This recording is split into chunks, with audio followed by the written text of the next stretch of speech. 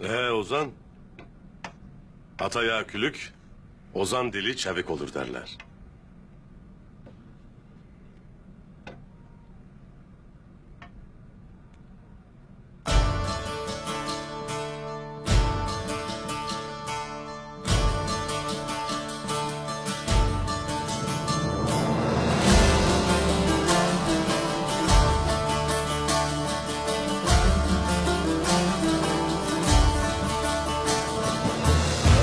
Bakatlaştı,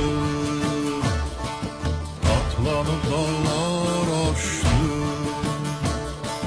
bir kurtla karşılaştı, dedi uğurlar olsun,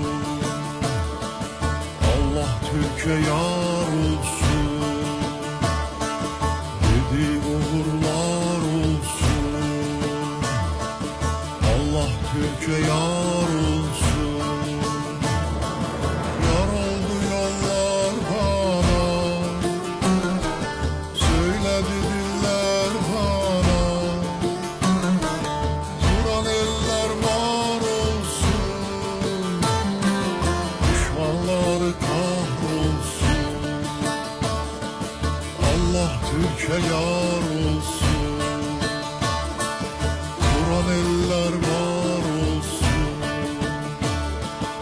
Allah Türk'e yar olsun.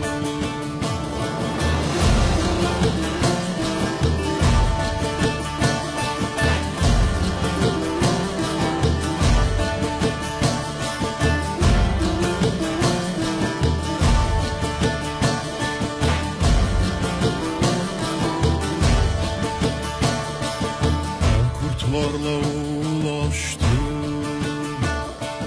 Altayları dolaştım,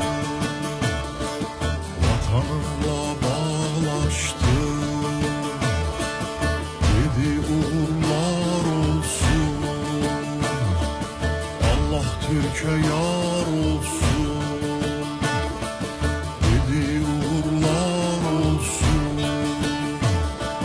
Allah Türk'e yar olsun.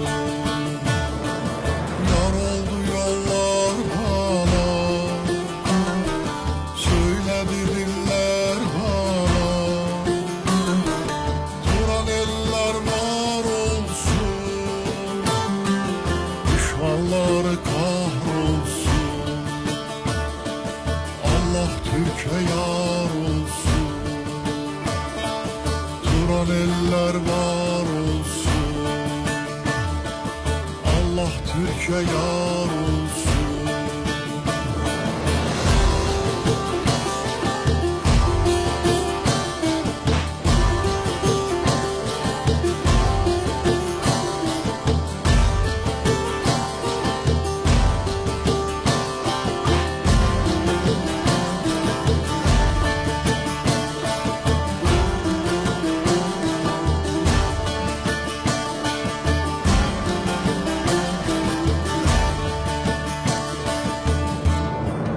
Dolaştıkça Turan'ı,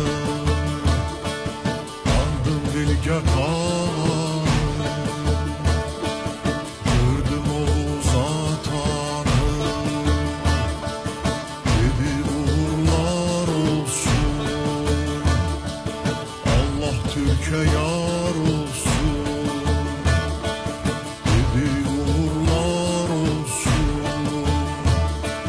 Allah Türk'e yar olsun. Yar oldu yollar bana,